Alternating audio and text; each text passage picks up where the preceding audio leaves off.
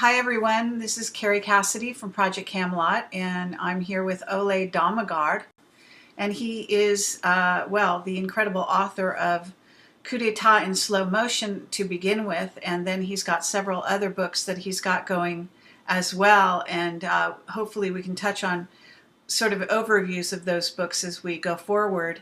And those of you that are interested can go on my website. On the front page you'll see the link. So obviously, basically he has written a masterful book on the death of Prime Minister of Sweden that traces all the various angles and connections between that assassination and other hits around the globe. This includes the Kennedy assassination, false flags, which include Aurora, Sandy Hook, Boston bombings, and of course Charlie Hebdo that we're going to be talking about. And his website is listed there, which is lightonconspiracies.com. He is an award-winning author, and he discloses how CIA's Operation 40, originally implemented in 1960 by Vice President Richard M. Nixon at the time, became a super secret and very deadly assassination squad that was used by the elite to carry out a swath of destabilizing assassinations worldwide, including the political assassination of JFK, Robert Kennedy, and roles in Watergate and 9/11. CIA Operation 40 was also deployed against visionary musicians like John Lennon and Bob Marley, two leading musicians that were leading the world to peace. He also can take us through a detailed analysis of the assassinations of Whitney Houston and Jimi Hendrix.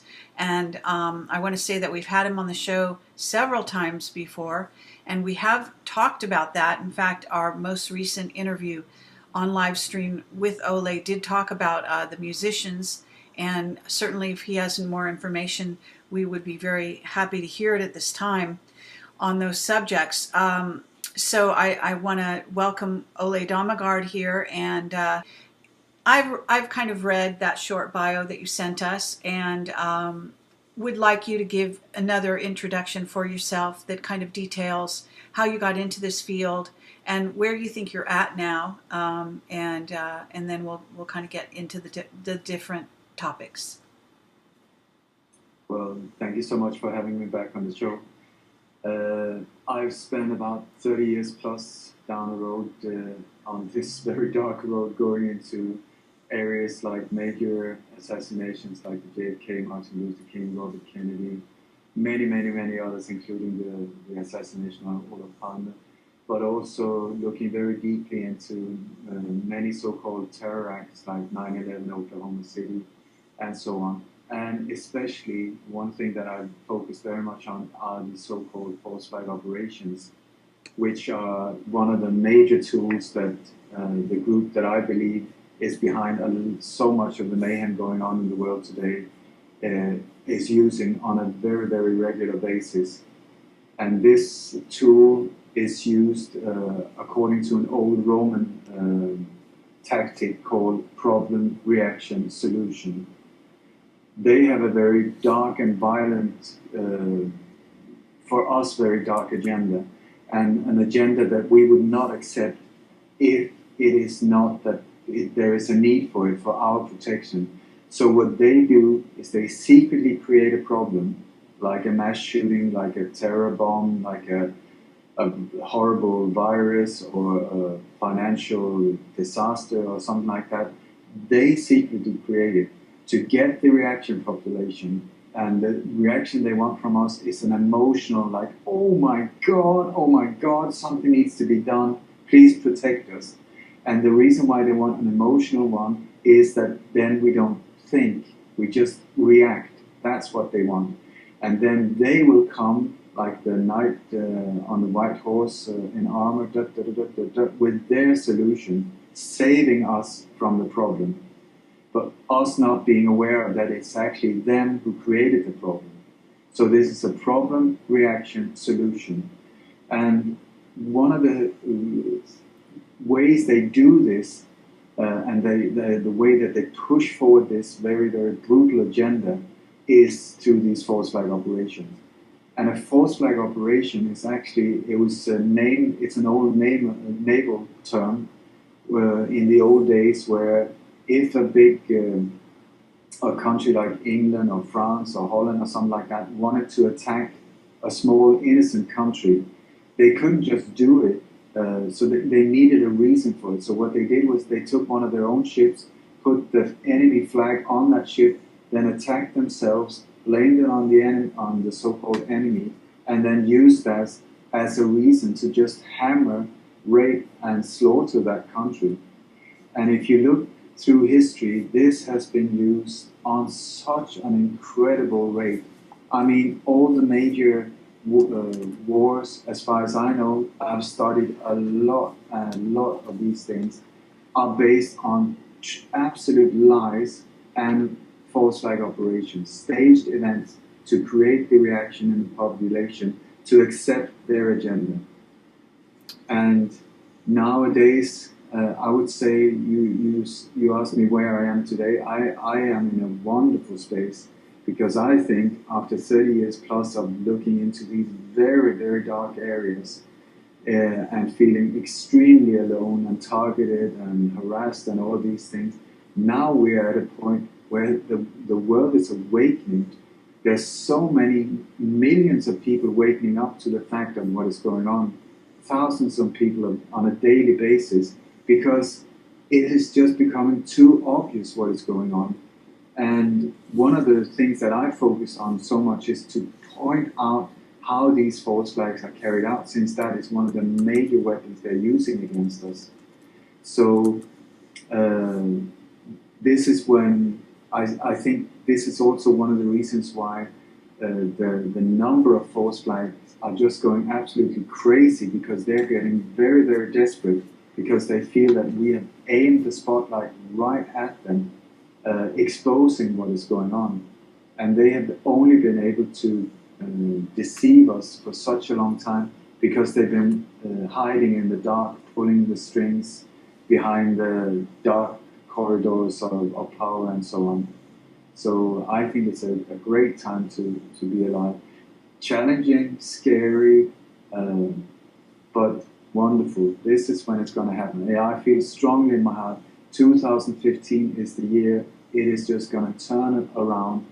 We're going to transcend this obstacle, and the future, it will then be up to us and to see if we can handle this in a beautiful and the way we're supposed to be, like how we're supposed to live as humankind, side by side, see if we can help each other lift the world to where it's supposed to be, instead of being totally harassed and plundered by a small, tiny little group that claims to be extremely powerful through media that they so control to such a great extent.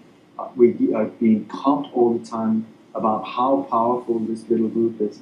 But when you look at it, they're like in the thousands, and we are, as far as I know, last time I counted, billions. So it's an absolute joke that we even have these type of programs. But since we have been so asleep for such a long time, apparently we need such extreme things to happen to wake us up. So here we are. Okay, well, certainly agree with you that these kinds of things have a potential to wake people up. Whether that happens or not it remains to be seen, but we certainly have some people waking up. And just want to draw attention to people. I put a link in the chat for the death of David Crowley, an independent filmmaker who had a movie out called Gray State, which was, I guess he was working on, and his wife and his child and himself were killed on January 17th. It's an article linked to Veterans Today. Put that in the chat there. I just want to draw people's attention to it at the beginning of this discussion, because on a certain level, this may be working into our discussion. There may be elements related to his death that will relate to the death of and other false flags that have happened. So it is important to understand that the Gray State movie was all about a tyrannical takeover in the United States, the advent of martial law and all of this sort of thing. So one can easily see how this man could have been targeted by some very dark forces. But that is not something that we have investigative information about at this time. Veterans Today has several links, so you can investigate that on your own time. What I would like to do here is talk about the Charlie Hebdo situation, what had happened in France recently. And because are you not in Spain, is that correct? I am in Spain now, yeah. Okay. I had to leave my home country years ago because two of my friends were murdered when we came too close to the truth about the assassination of the Swedish Prime Minister. I was threatened as well, so I just felt I don't want to end up like this poor man who just suicided or whatever happened. I'm not sure about the details yet, but so many beautiful people have had to give up their lives along the development of all of this. So since 2000, I live in Spain. Okay.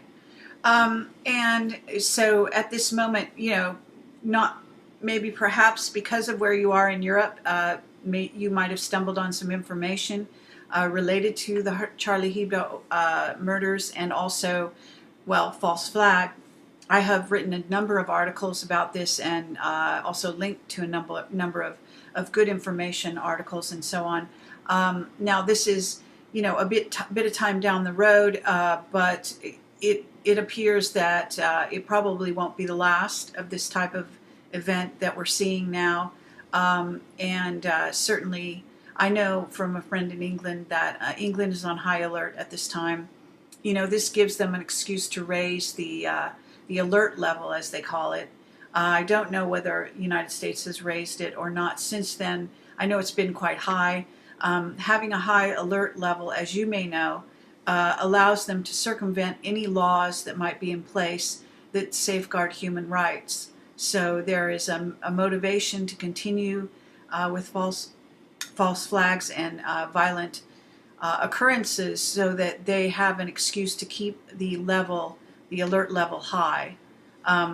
So that's worth noting. But do you have any background information regarding the Charlie Hebdo false flag?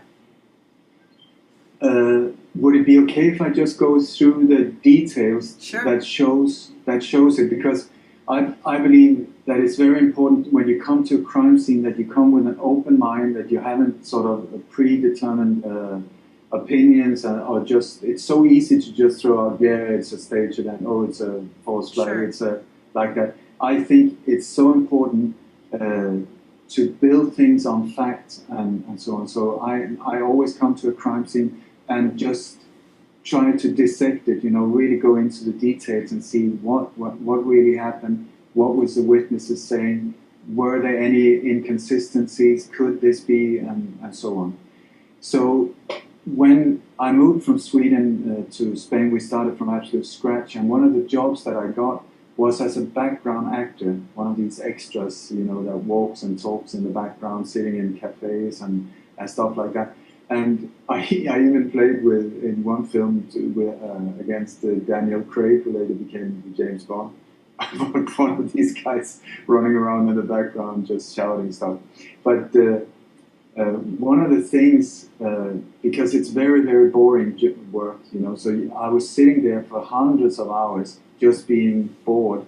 And during that time, what I did was I just tried to learn about the film business, So I looked very much into how they set the whole thing up with lighting, what vehicles are needed, how they do the extras, all of these things, just because I thought it was interesting.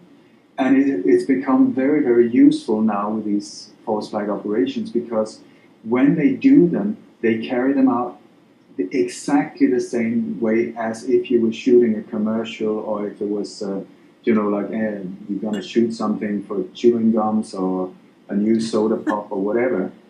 So when I look at things like this, I look for the signs of these things. And when you look at this thing, it has all the signs of a staged event. When do a film shoot in a city, what normally happens is that the people in the production company goes to the local authorities, get permission to film in a certain area, and what they do is they close off the street because they need total control over background, everything, all pedestrians, cars, vehicles, That's right. anything needs to be under control. Also because you need synchronicity in the scene when they edit it, so that every time, every new take, everything has in the background has to be identical. So, for instance, when I was doing something, they told me, okay, you stand at this point. They put down cue markers often, you know, like a white dot on the road, saying this is point A, and the point over there is point B. So when we shout background action, you walk from point A to point B. Then when we shout everybody back to original position, you go back to point A, and when we shout background action, you walk from point A to point B. That's it. And this is the thing they do. They instruct everybody in the background to do the same thing. Right. Because it needs to be identical every single take. So cue markers is something that is very crucial with these type of things. Also, you will see often the extras have like a bracelet with a badge on, often with a color marking. That is often, if it's a big shoot where hundreds of people are involved, then, for instance, everybody with the green belongs to the group over there, everybody in the red group belongs over there, and so it's easier to organize the whole thing. And in many of these false flag operations like Sandy Hook, Boston, and so on, also the Ottawa shooting and in the Sydney one, you will see that many of the people in the background have these badges on. For some reason, they're becoming very, very sloppy, I would say. This is wonderful for someone like me because it makes it so much easier. But if I can go into details about some of the things in Paris. Yes. For one thing, I think the video that most people have seen is this awful thing where the terrorist jumps out of a car. They've shot a police officer. He's down on the pavement, and one of them runs by, fires a shot straight into the head of this poor guy, and then back into the car and takes off. That is what most people have seen. Okay, so I would say let's go into some details and check out what really went down. If this happened, awful, but let's look at it. When you see, exactly where the car stopped, look right under the center of the car, in the front of the car. There's a black line exactly centered under the car. There's also a trainer shoe right by the door where on the passenger side. This is often when you do car scenes, if they had to do like an action scene or something like that, they might mark out these things on the road so that the driver can see exactly where he needs to stop or reverse to or whatever.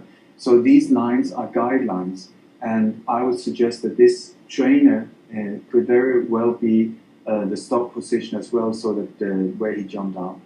If you look at that trainer that was just standing there, one of the guys on the passenger side, he picked it up, threw it in the car before they drove up, meaning it belonged to them. But both the shooters, both these terrorists, had shoes on. So it wasn't that he dropped his shoe. Okay, so you got the exact spot for where to stop the car. Also, the car that they used was, as far as I know, it was a Citroën C3 from 2014, okay, with chrome side mirrors. The car that was later found with the ID, very conveniently, the ID of one of the terrorists. I mean, this is the whole thing. I'm going to go out on a suicide mission. What am I going to bring? I'm going to bring black clothes, a mask, my gun, and my ID. I mustn't forget my ID. It wasn't that they found his wallet, it was the ID. I mean, it's just like the passport outside 9/11. Very convenient. That car that was found there was a Citroën C3 2013 with black side mirrors, not the same vehicle. And that was the vehicle that was the direct link to the so-called terrorist. That was the evidence, so-called evidence, that led them to these brothers. Absolute, not real evidence here. We're talking fake things, you know. Okay, so we look at where the two guys jumps up. The one guy runs up to the pavement. Look where he runs. You have the exact, these cue markers on the pavement where he runs up, where he runs and stops when he goes down on the street, and then back again. You got boom, boom, boom. Cue markers exactly like they would have done to just make sure that they stay inside the angles of the camera and so on. Okay. What I'm trying to do, in case people are wondering, I'm actually trying to bring up some of this information because I have a number of links already to this, and even have some articles that show photographs. And whereas some of this, you know, because people will have some of this in their mind, and I think many people who have paid attention will have obviously seen the clips. But for example, I just sorry to interrupt you here, but I did want to give some people a little bit of visuals. So here we have the guy picking up the shoe, for example. Just really, I froze that frame off the video. Can you see the black line in the center? That's right, and the black line right in front of the car, and there's another black line next to the left, I think it's, or the right wheel. But go right ahead and continue. Okay, so if also when you do these things, you add the sound afterwards to make it more amplify the effect of it.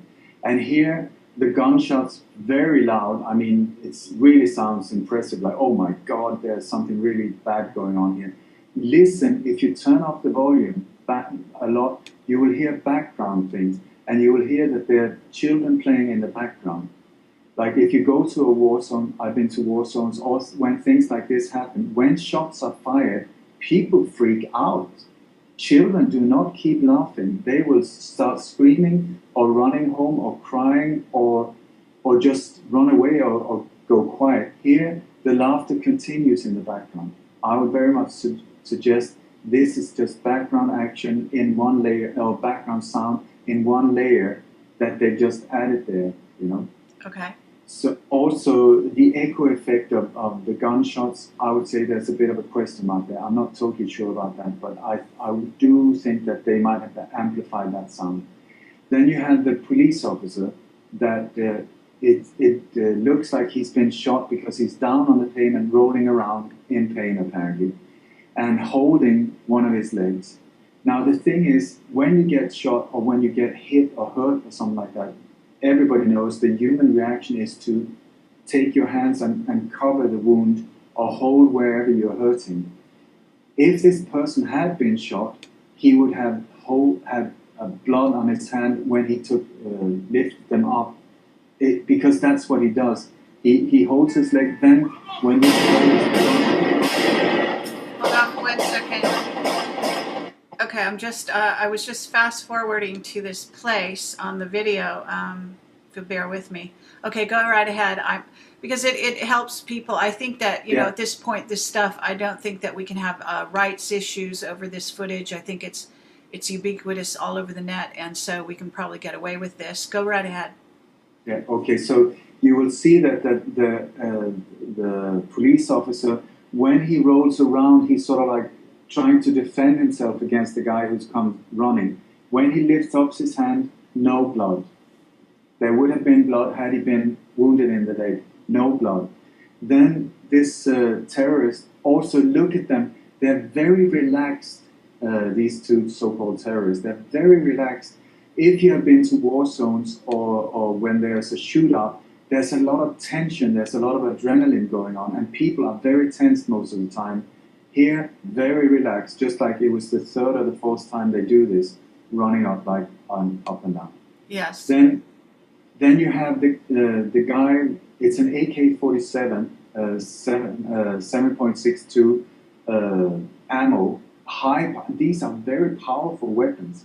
And when you see that he runs up and is said to have fired a shot straight into the head of this poor bugger. no recoil whatsoever in the weapon. So either we're talking about blanks where there's a very soft recoil, but there's no recoil at all. Also, absolutely no impact on the head. And I would just suggest anyone who's seen somebody being hit on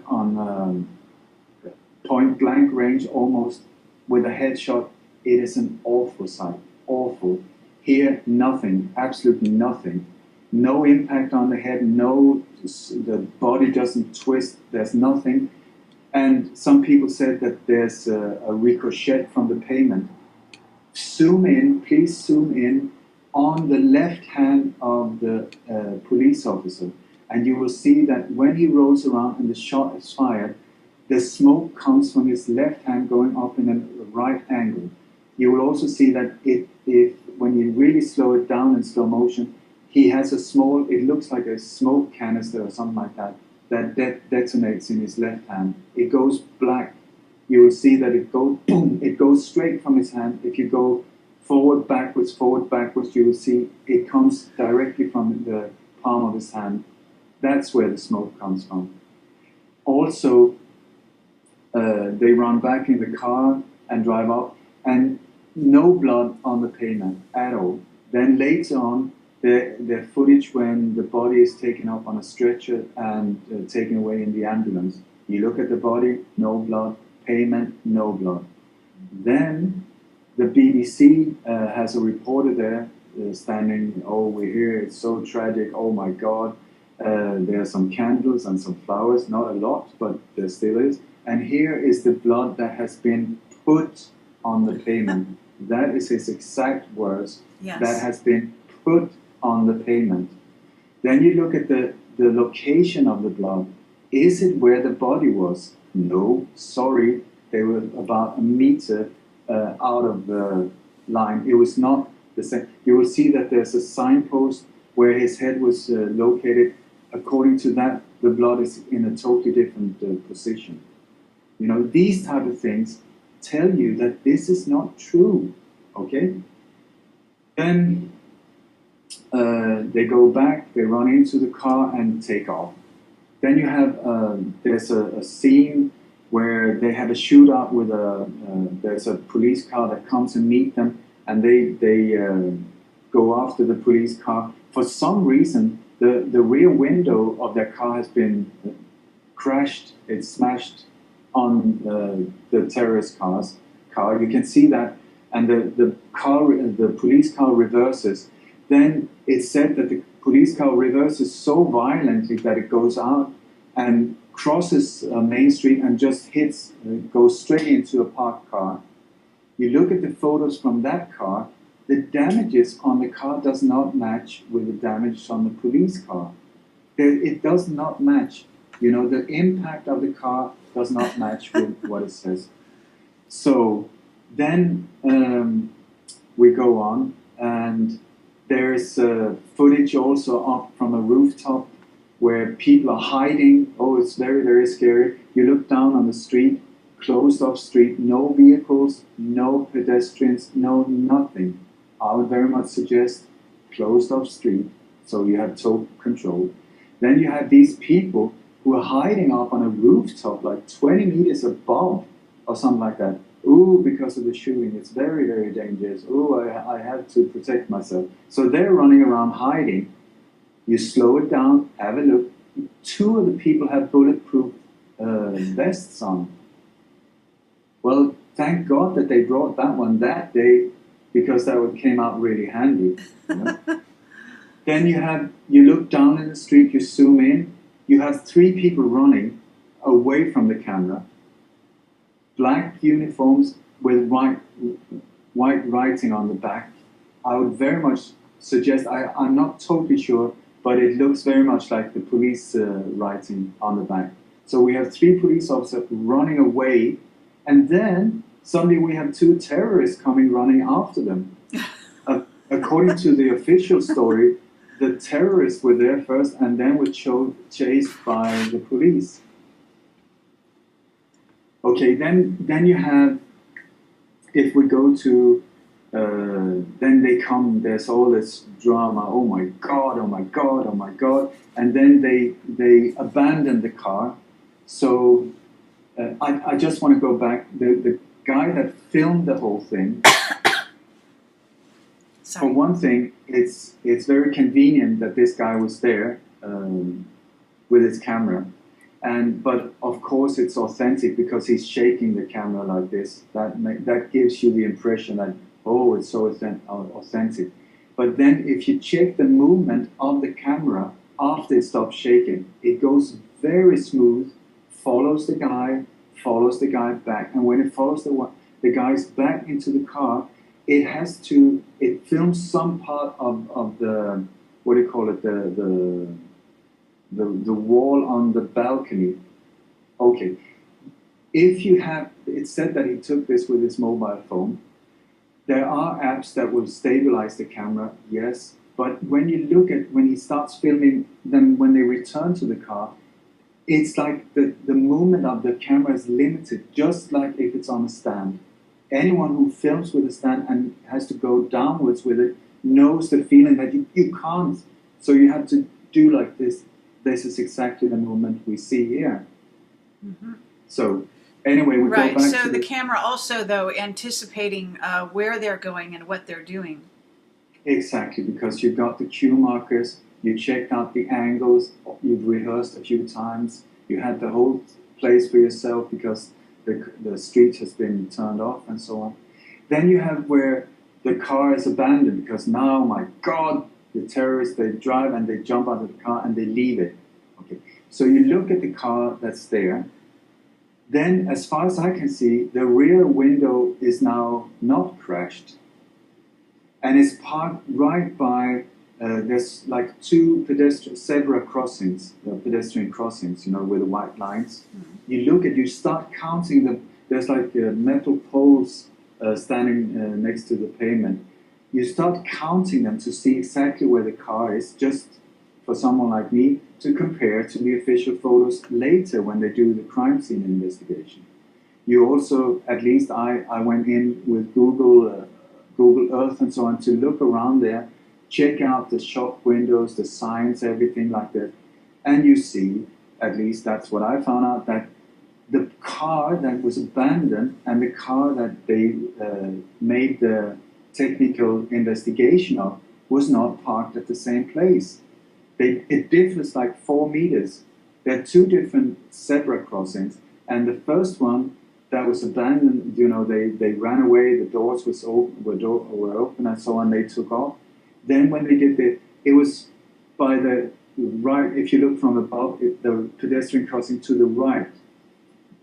It's just outside a bar with a big red sign. I think it's called the Dragon or something like that. But then the ones that they did the technical investigation of was parked to the left of it, next to the zebra crossing to the left.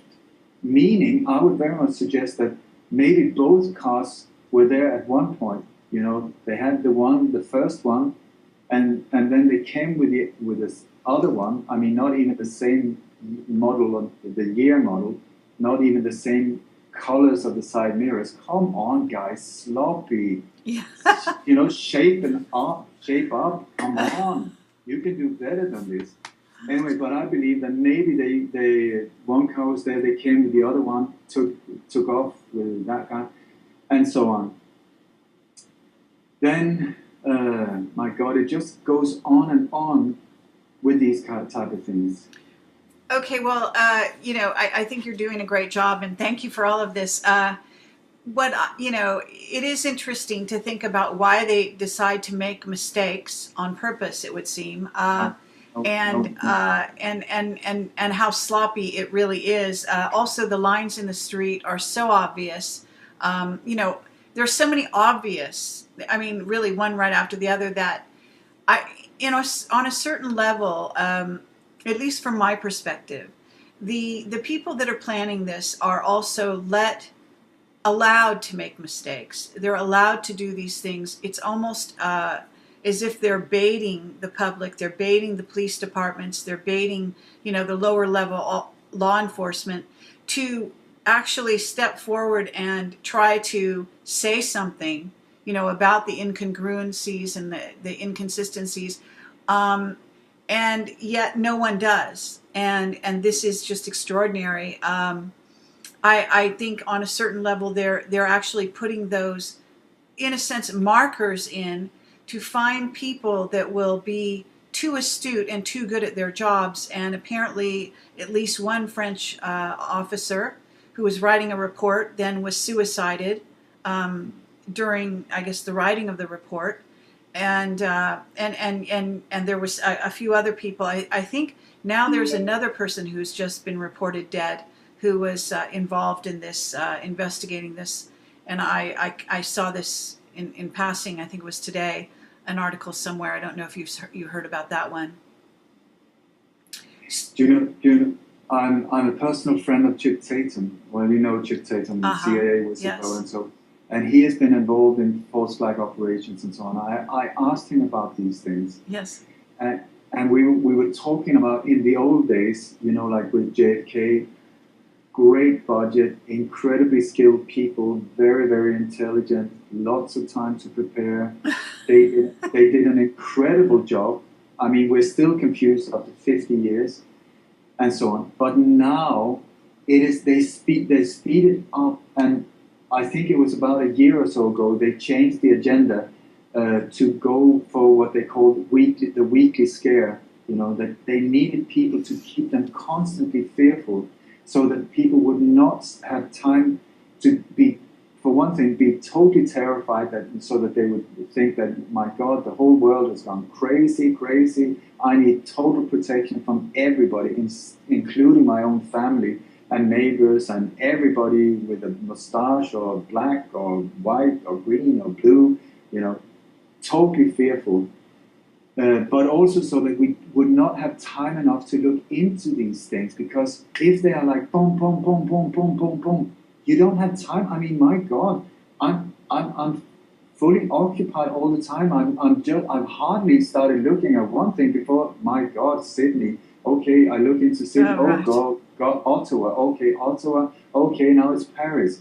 It's like, and I think they do that on purpose, because, I mean, 2 or 3 weeks from now on, we won't even remember Paris because something else has happened somewhere, So, and when I asked Chip, he also said that they're not so skilled, and also once you start pulling up 1, 2, 3, 4, 5, you get sloppy after a while, and also when you know that you will not be caught. It's something else if I was trying to do something like that, and I knew that the police would get me if I was not very precise and like this. Then I would put a lot of work into the detail. But these guys, they know they're safe. They're totally fine. Mm-hmm. So that is why also I think that there's not this extreme feeling for details. But okay. It's also the truth of a real event is very simple. You don't have to do anything. The truth is the truth. What happened, happened.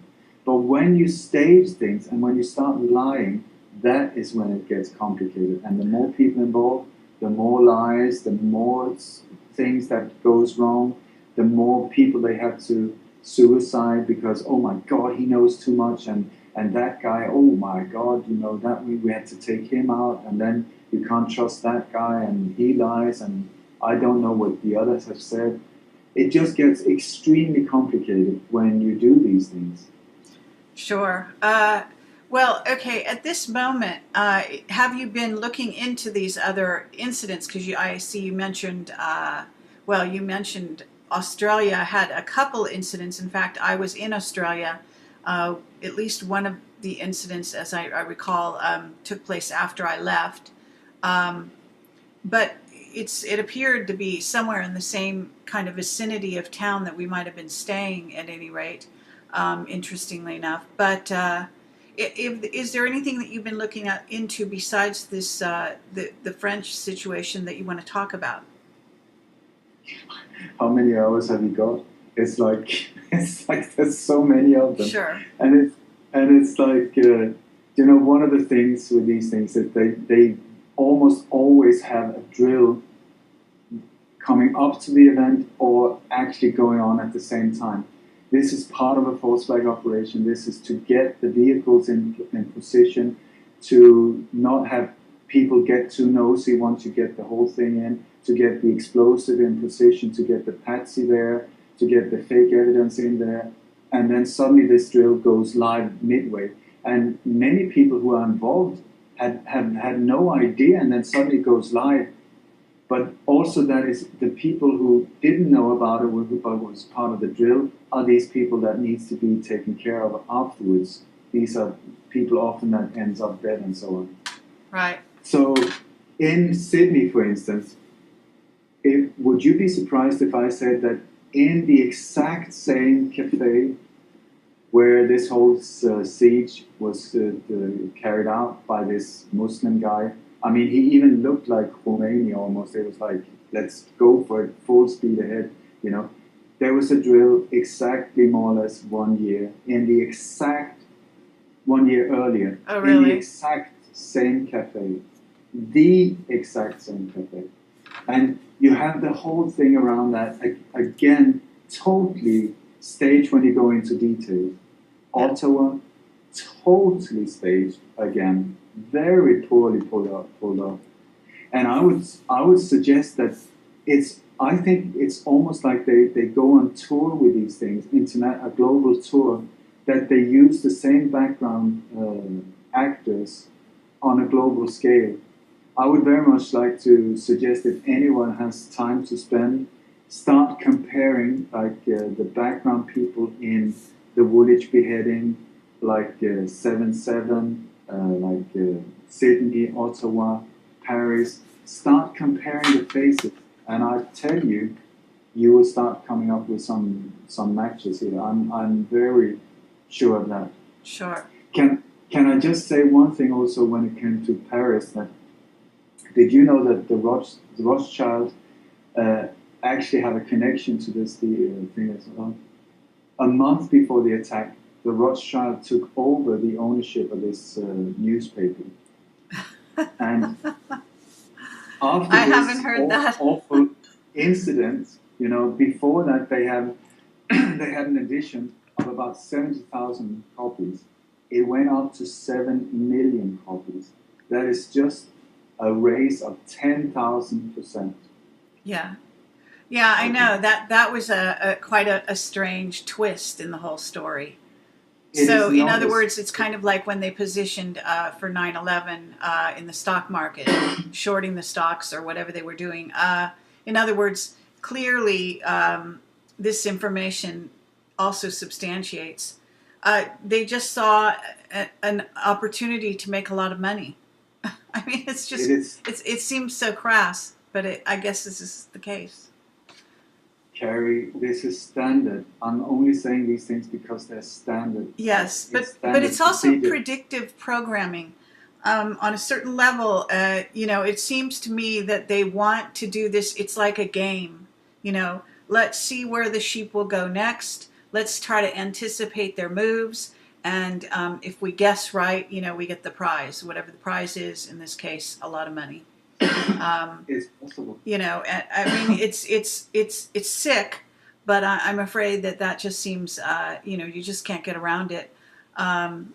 So what about the role of the Mossad, for example, in the Paris shootings? It seems the Mossad crops up in almost every false flag, to my knowledge, and you know, you can find somebody who has got information about that. Have you followed that road down at all? I think one thing that is very important is to understand that on a lower level, organizations like the CIA, the NSA, Mossad, South African Boss, the Swedish SEPO, and so on, they look totally separated. But the higher up you come in the power pyramid, the more connected they are. Sure. So many times I think it's a mistake to say it was the Mossad, because I can guarantee you that the CIA was there as well. Sure. And most probably the MI6 as well, and so on, because they work side by side depending on what is needed to be carried out. And very often, if, for instance, the states need something done and the CIA don't want to touch it, they bring in people from the UK or MI6 and so on. If the MI6 needs help, they bring in the CIA, Sure. or the French, it's like, it's just different sides of the same coin. Yeah, absolutely. Well, But this is also goes on in the surveillance sector, right? And you may know, for you may be sure, for familiar sure. with that, where they basically they supposedly aren't surveilling their own people, but they can allow somebody else to do it for them, and then it all comes back into their camp. So then they get the information, no matter how you slice it or dice it. This is part of what was revealed by the Snowden materials that came out when people followed the trail. It's the same with the chemtrail pilots and so on. They very rarely use people of the same nationality, because you have some kind of empathy for the population below. So it's a lot easier to use Russian pilots in Spain, Spanish pilots in Ukraine, the States, and you just swap them like this. Yeah. But I would like to just point one thing out. I don't know if I'm pushing it too far, but one thing I started noticing, it's almost like they're selling advertisement space on these operations as well. Like when you see for instance, one of the images from inside the newspaper place where people were said to have been killed. For one thing, if you have been on real crime scenes and people have been shooting right, left, and center and been killed as well, most of the time people will have been impacted up against the wall. The impact of the bullet will have thrown them up against the wall. So you will have like splatter patterns. You will have sliding down from the wall. I mean, the things you see in horror films. Here, absolutely nothing. Also, the color of blood in real life, depending on where, if it's blood with a high oxygen level or low, depending on where you're wounded and so on, the color differs a lot. But in these false flag operations, it's always this very bright red, and it stays bright red for hours. We're back to theater blood. Yes. So you look at this newspaper where they were said to have been, and there's this big pool of blood on the floor, bright red, and a chair on top of it where the victim is said to have been sitting. Okay, on the chair, it's totally pristine. There's no splatter, no blood, no stains, no nothing. The chair is just put on top. You can see that they rolled around with it a bit because there are like tire marks in the blood underneath. And then next to it, I would also say the walls, absolutely no splatter, no blood, no nothing. It's just very nicely stayed. And then right next to the blood, where the eyes will be focused, there's a bag that says Puma. Very nice bag, and the label Puma, big letters like this. Mm-hmm. Then you have the car that is picked up, the CD3. It looks like a showroom example. It's polished to like this photo will be looked upon by millions and millions of people. Then you have, if you go down Google Earth, you take Google Earth, you go down on a street level to see where the police officer was shot. You go down there, people can try out as far as I remember, the street address is Richard Leonard Boulevard, number 62. Go down there. I don't know if it's still there. Go down there, and then when you're in the street level, start looking around. In one shop window, it says www.legalizeit.com.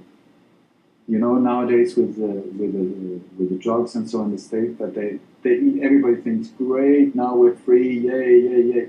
Look at the taxes they're pulling in. They're pulling in loads and loads on legalizing it. This is a French company for sure. It's a mail order company as far as I know. I'm just saying, legalize it right there on the shop window. Then you turn around, and there's a massive big truck.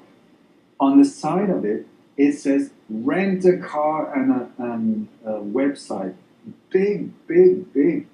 Right where this police officer was said to have been shot. And you can see they even, it doesn't look, it looks like it's photoshopped in on this shocked. So I'm just asking, are they starting to sell advertisement space as well? Yeah. No, it's really It twisted. I agree with you. And what in a movie scene we would call that product placement, when you have a yeah, Puma bag on the scene, just looking like it, it's accidentally there, part of the scene. It's exactly. advertised. That's called product placement in movies. So there you go. Thank you, Carrie. Thank you.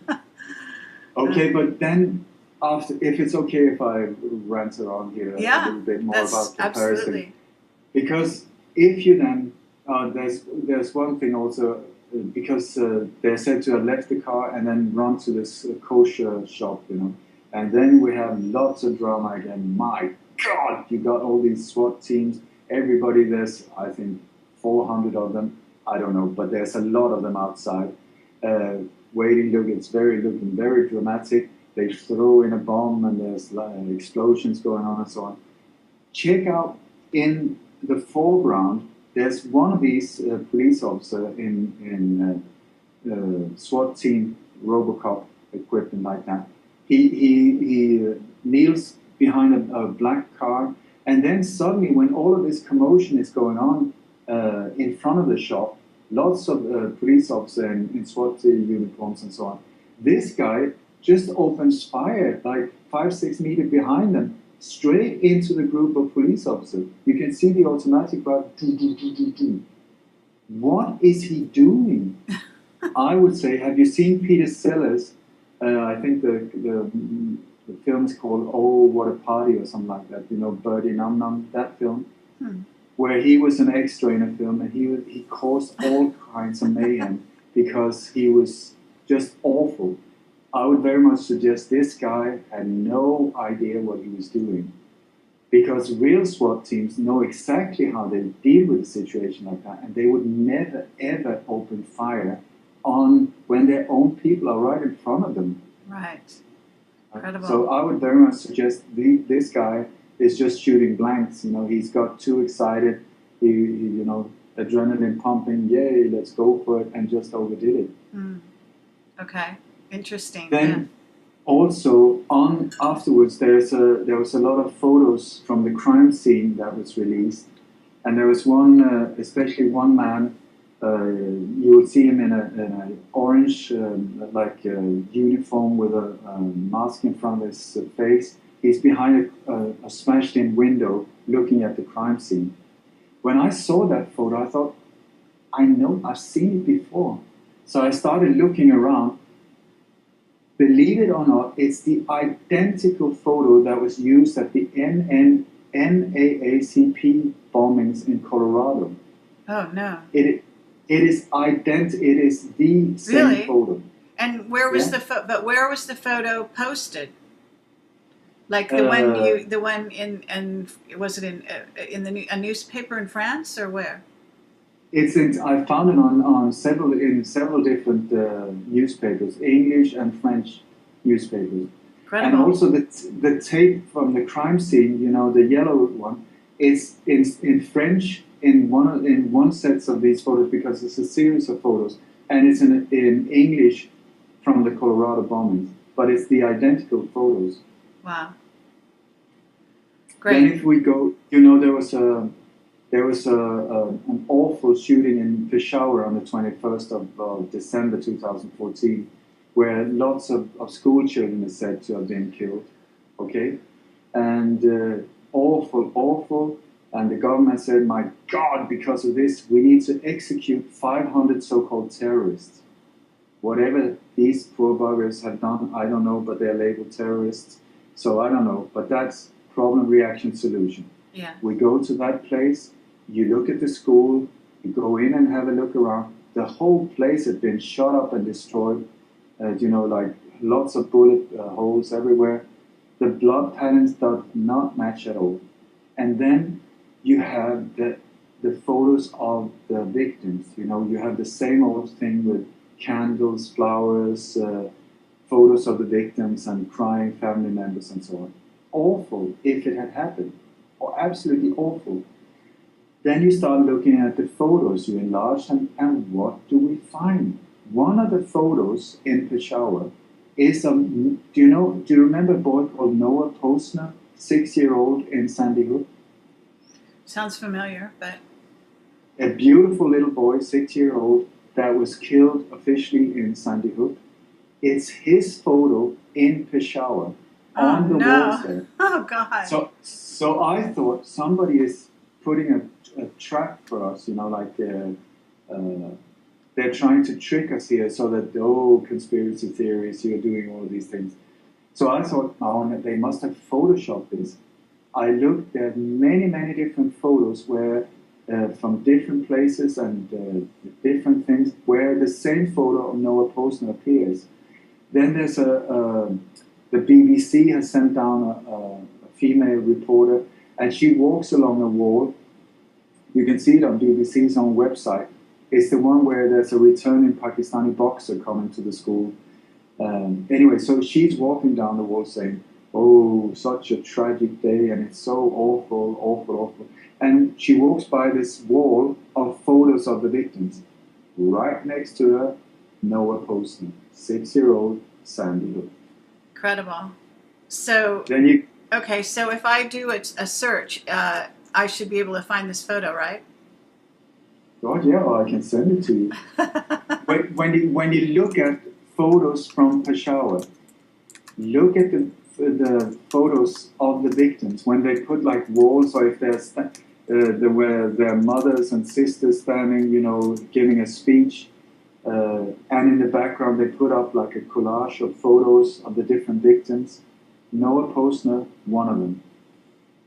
Why do they do things like that? Is it just because they have here to? It is, I guess. I don't know if you can't maybe see the live stream, but I have a thing here that says "Dead Again, Sandy Hook Child Victim," and you've got a Bashara woman. Yeah, you have that's excellent.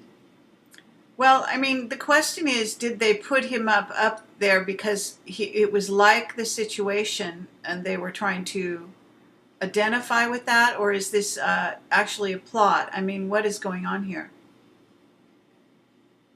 You tell me. You tell me. But it's being pumped out as one of the victims of this awful massacre. And due to this massacre, they want to execute 500 so-called terrorists. And nowadays, what is a terrorist? I mean, people like you and I are being labeled terrorists, so... Yes. So it's a scary development. Yeah, it says BBC admits Peshawar victim photo was identified as this young boy. So BBC has admitted it as well now. I guess, well, according to this small piece of information here. Okay. Yeah, incredible. I mean, this, God, what's going on? I don't know. All right, well, now to get back to this situation in terms of the overall, the bigger picture, first of all, have you started any new books along these lines? And do you want to talk about any of the books that you have, that may touch on some of these subjects? I tell you, time is the thing I have not. I'm doing interviews like all the time. Okay. So I'm just trying to do my absolute utmost to get the information out there so that people will start seeing how these things are carried out, so that the next time anything like that happens, before you swallow the official story, just wait a second, start having a look and say, wait, let me just check it out. And if you start seeing the signs, then go into details and find it. And one thing also I would very much like to suggest is that the next time anyone hears about a drill in their hometown or anywhere nearby where they live, that there's a drill in the school, a mass shooting drill, or a terror drill or something like that, go down there. Bring your mobile phones, video cameras, whatever. Start filming the people that are setting it up. Make it very, very obvious that they are being observed, because this could be another false flag operation that they're setting up, because this drill is so essential. It's been repeated so many times, this drill, that then is part of what becomes a false flag operation. So I would say, let's see if we can turn this around so that instead of us reacting on something that has already happened, let's turn it around so that we will be one step ahead of them, and so that we might even be able to defuse a possible false flag by making them feel absurd. You know, put the spotlight right on them, saying, "We see you. Don't you even think of it. Go home, get a life, and do something good for the world instead of messing it up for the rest of us." Well, I'm wondering if you've had your attention at all on the death of the comedians that have been dying over the past year, and whether you've been chronicling that. Have you been paying any attention to that? I have. It's very difficult, and it's hard not to. Like with Robin Williams, for instance, I thought it was it's very tragic that he left so early. And I don't know what really was behind that. I know that I do absolutely not believe that it was a suicide. I know that he had done films with, what do you call it, this, I don't know what the English term is for sex, strangulation sex, that you heighten the experience by almost strangulate, you know, what do you call it? Yes. Closing off the oxygen. Yes, strangulation. Yeah, and in one of his own films, he's doing where in the film it's his son that dies exactly like he died later, because as if you can trust the police, which I do not do at all, but according to the official version, as far as I understood, he was found sitting with a belt around his neck that was tied to the cupboard next to him, and he was leaned up against the cupboard. I do not believe that it was a suicide. Sure. As far as I know, neither do the family. Well, I mean, I have one of my witnesses, Mark Richards, who knew him, simply says it's just not what he would do. It's just not his. It's not his style. If he was going to kill himself, he would do something much more flamboyant and and exactly. So on. He was such a loud character, so he would have done something spectacular. You know. Yeah. He basically said he would have jumped off the Golden Gate Bridge or something of that nature if he really was going to do it. But the indications, he was also read in, according to Mark Richards, he knew some of the secrets. So I don't know. You never know what a person has stumbled on. I don't know if you've ever gotten into Michael Jackson's death, but I'm sure that was a hit as well. There's so many signs, but it's very, very hard to know. For me, I have not spent great enough time to get into that case to say anything for sure. Okay. Because also there's quite a lot of things pointing that it could be a staged thing, a fake event. You know, so it's very confusing what is real, what is factual, and what is that he arranged for his own death. I don't know. I do not know. Sure. What I do know is that the tablets that was found next to the body of Whitney Houston came from the exact same pharmacy as the ones that were found at the Michael Jackson's place as well. Okay. and also, I just want to say, you said if I found out something else regarding Whitney Houston and others, I think we really went into great details. But in the autopsy report that I've managed to get from Whitney Houston, it says in the report that she was found with her face down in the bathtub. Face down. Meaning, I don't know when you took a bath last time with the face down, but it's not very healthy.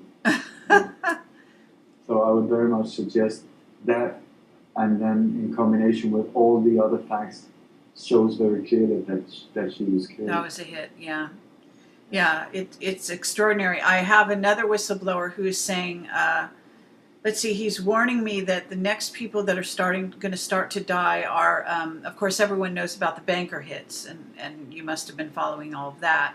And that was a no-brainer along the lines that people who even had information or wanted to come forward or were thinking of it or who knows what, basically would be suicided. But on top of that, this person is saying the next people will be astronomers, believe it or not. And that actually, I have another contact who said, as a matter of fact, that is starting to happen.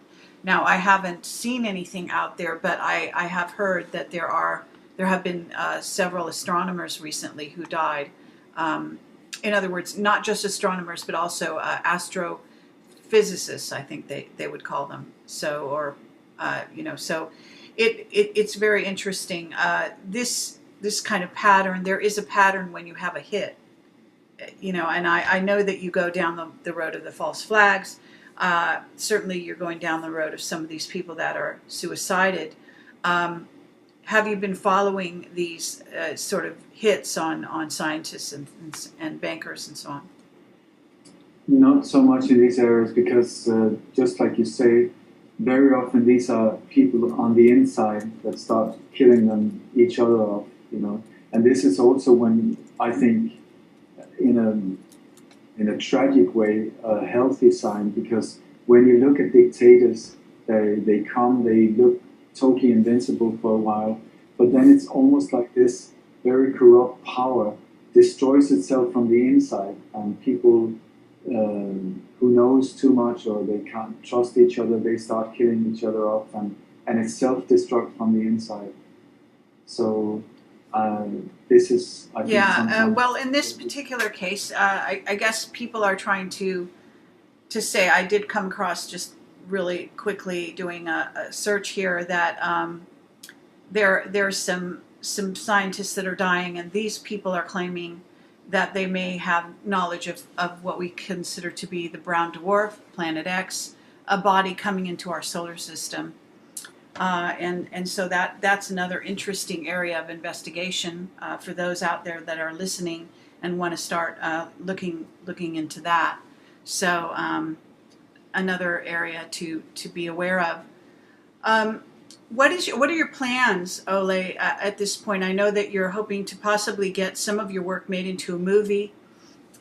We certainly can talk about that if you'd like. And I'm not sure what efforts you're making in that direction, but I know coup d'etat in slow motion is certainly ripe for being made into a movie. What's happening on that front?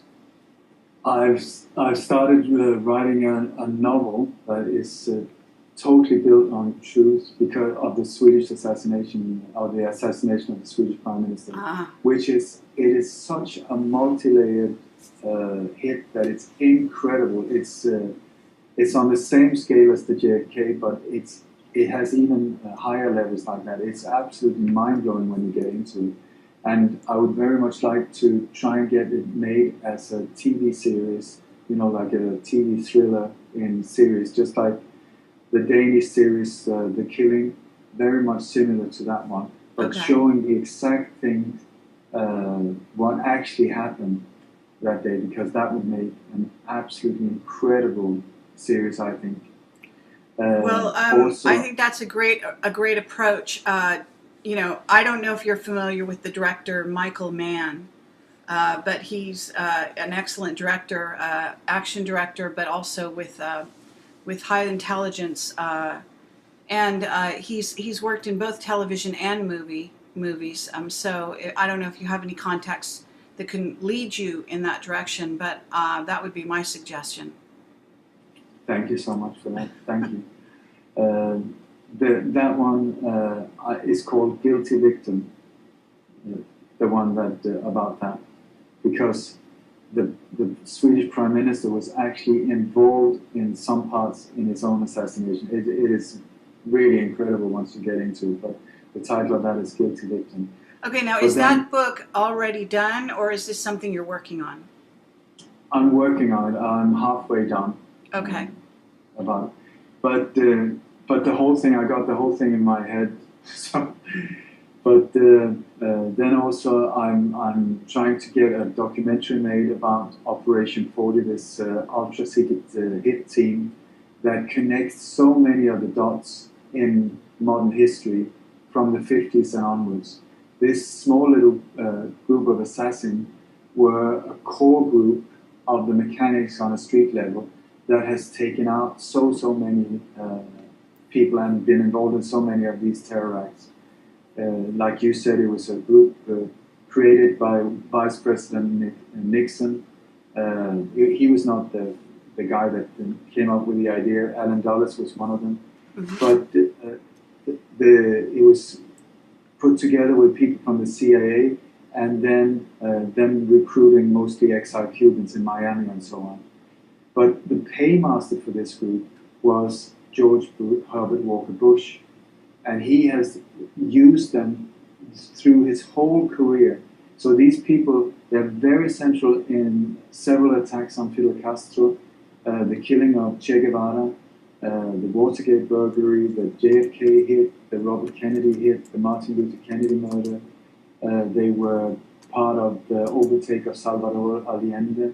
They were very central in the Operation Condor. They were very central in Vietnam as well, in Operation Phoenix. They were super central in the whole Iran-Contra scandal. They were part of the assassination of the Swedish Prime Minister Olof Palme. They were in South Africa killing Robert Smith, and so on. It just goes on and on and on and on. So I very much would like to make a documentary that put together like a red thread that put together so many of these events that have formed the world, I would say, the last 50 years. So that is one. Yeah, project. incredible stuff. It looks like I'm just looking up quickly, and I'm not sure how accurate this is, but basically says it was approved by Dwight Eisenhower in 1960, and presided over by Vice President Richard Nixon. One of the Watergate burglars, Frank Sturgis, was a member. Felix Rodriguez, a CIA officer, involved in the execution of Che Guevara. And so it goes and on. Isn't I believe last time we talked about this, that you had talked about that group was also an assassin from that group was the one who was the doorman who killed John Lennon. Is that correct? Jose Perdomo, yeah. Yeah. So and I also believe that the man that led the attack on Bob Marley was Luis Posada Carillas, which is also a member of Operation 40. Okay. But he survived that attack. Oh, right. Okay. Yeah. Very, very interesting to see some of these people repeat players. Yeah, it is. It's incredible. You would think that they would be more careful again. With No, but Carrie, I must say that. I mean, it's taken me 30 years to find out what I know about these people. It has not been easy, and lots of people have had to pay with their life to get this kind of information out there. Now it's suddenly available for everybody. They just blah blah blah blah, blah on the keyboard. WikiLeaks, here we go. So easy, but it's the price has been paid in blood. I tell you, and blood, sweat, and tears. So they have not let this information out easily. It has taken years and years and years of heavy research to come up with this. Okay, hold on one second. It looks like we just had some kind of disconnection here. Trying to see what is going on. It looks like we're okay on our end, but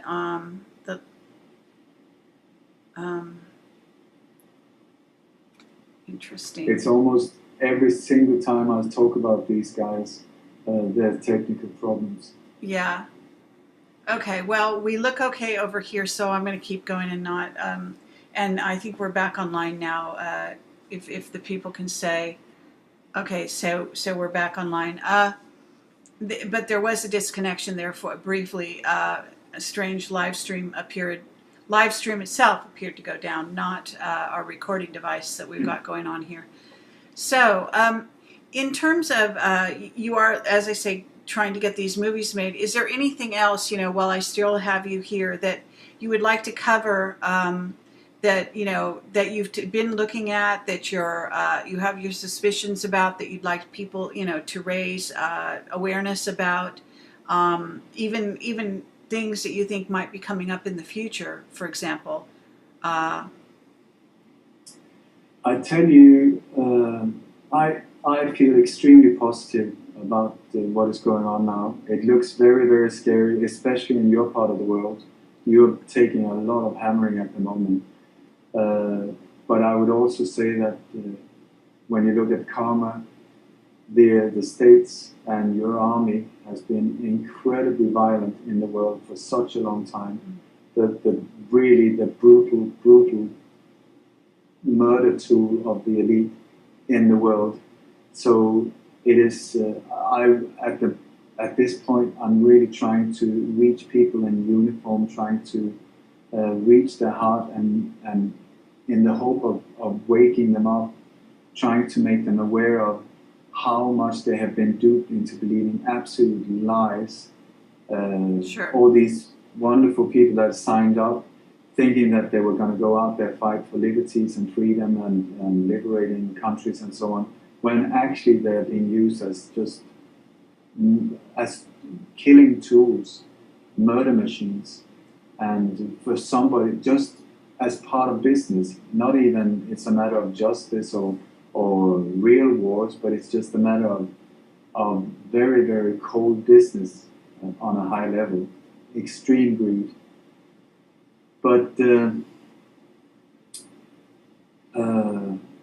I don't know what to say except that I feel that this is a time where it's falling apart for these people. They have been able to carry these things out for such a long time because we have not been aware, and they have been able to pull the threads in the background with nobody understanding why.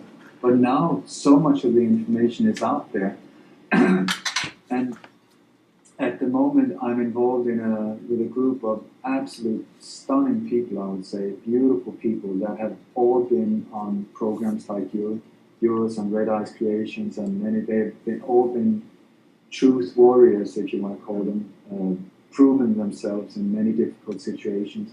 And we've come together in a small little group where we are aiming at creating what is called the Full Circle Project, where we want to reach out to people everywhere, globally, and see if we can somehow assist, like almost go on a tour, this small group of us, to communities or groups of people in many different countries, so that we go to one place and really try to see if we can light a fire there, inspire them, find out what is their problem there on that exact area, what is it that they are struggling with. Can we assist in any way or form? Can we inspire them? Can we lift them so that they start building a strong structure around the community and so on there? Then after a few weeks, we go to the next place. Then we stay there for a week or two. We do everything we can there. Then we go to the next place, and so on and so on and so on, to see if we can empower and inspire people. And so this is a group that is handpicked for people without too big egos. That is one of the main things. That it's a matter of not that all of us are very aware of how easy it is that we've got inner conflicts and so on. So we try to keep it, the group with people with, I mean, we all have egos, but that will not start clashing each other against each other and so on. So that it would be a group to support everyone everywhere in raising awareness or whatever it is that they are struggling with on a local basis and so on. So this is one thing that I'm part of, and I'm really focusing on that at the moment. Okay, and does your group have a name? Is it got a Facebook page or anything of this nature, or are you just keeping this sort of At this a quiet point, effort? it's the Full Ring project, the Full Circle project is the name of it. But there is a website being built where it is under. It's like we're not sure where it's going yet, but we're working very hard on getting it in a form that can be used and so on. So within the next 3-4 months, I hope that it would be much more clearer and how we're going to take a step forward. So the aim is to start within the next 4 or 5 months to see if we can start moving around helping people. Okay. Now I am looking in the chat as we sort of wind down here to see if there's any questions. So if you do have a question, please put it into the chat, and I will ask Ole. And looks like at least we've got one question here. And then I just want to say that there is someone is buying me a free round-trip ticket to England, and I have a place to stay there. So I'll be doing possibly some speaking engagements in England, but also have been invited to speak in Barcelona. So I hope that if, I don't know how close you might be to Barcelona, but certainly it might be a nice thing to have you down there as well, and meet up and possibly even speak to a crowd there if you would be interested in joining me. And then I may be going some other places. It all depends on the finances and the speaking engagements that I'm able to get. So I'll be doing that for the next month or so. And I also want to say that I'm speaking at the Conscious Life Expo on the panel discussion, and all of this is on Project Camelot. So if you're interested in my latest events, I don't know if you do any live speaking. Do you, Ole? Yeah, I was one of the key speakers at the Open Mind Conference in Copenhagen 2014. Okay. I was also one of the speakers outside the Bilderberg meeting in Copenhagen this year. I see. I'm invited back 2015. I'm going to Sweden now because of the anniversary of the assassination of the Swedish Prime Minister. So I'm going to be in Stockholm that day. I see. Also do, and then in Gothenburg and Denmark as well. Okay, and is this information on your website in case people want to come down and see you? It will come there. Also on my Facebook page, Ole Dammegard or Light on Conspiracies. You can just find me there. Okay. And I would be most happy to join you in Barcelona. So if it's possible to arrange it financially, because this is the thing, I can't stop laughing sometimes because every single one that I meet, researchers on a very high level, and all are skins, all are in a difficult financial situation. Yes. So whoever listens, if you don't know what to do or anything like that, please support Carrie. Please support myself or any other researcher that you respect, so that we can. I mean, we're going to do it anyway, but help us focus on what is important. It is so extremely appreciated, and I'm sure on your website there are donation buttons. On my site, donation buttons, my newsletter, membership, buy my books, anything like that, so that I can go and join Carrie or whoever. Absolutely. And I always I end up having to pay my own way, my own flights, my own hotel.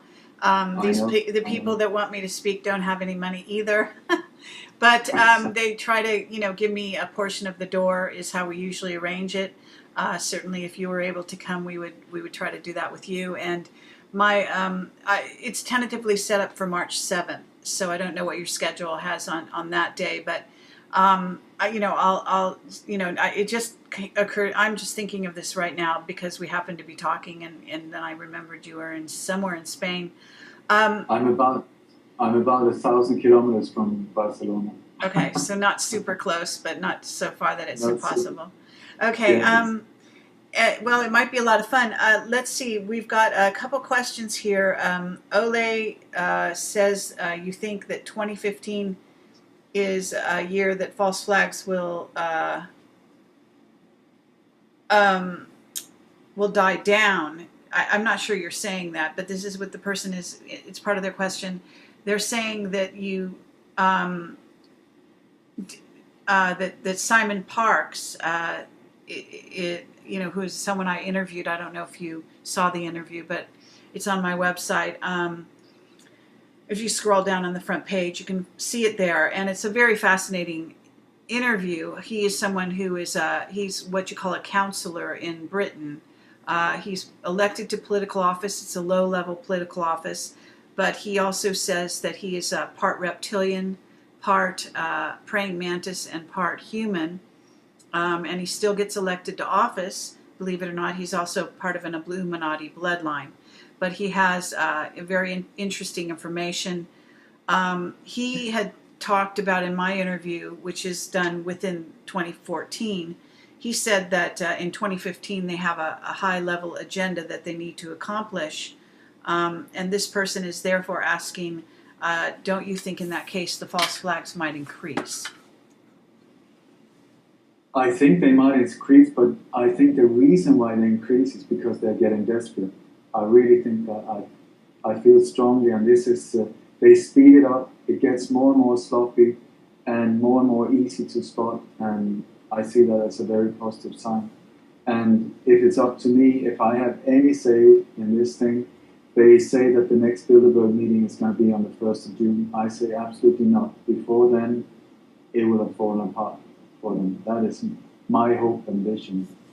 Okay. Do we know where the Bilderberg event is going to happen this year in June? Yeah, in Switzerland, as far as I know. In Switzerland. Okay. Up in the mountains, where they normally hide. Yes, where it's more difficult for people to get to. Okay. So that was one question. Let's see. If a bomb went off bridges and tunnels around New York City, wouldn't it be very similar to the chaos depicted at the end of the Batman Begins and the Dark Knight Rises?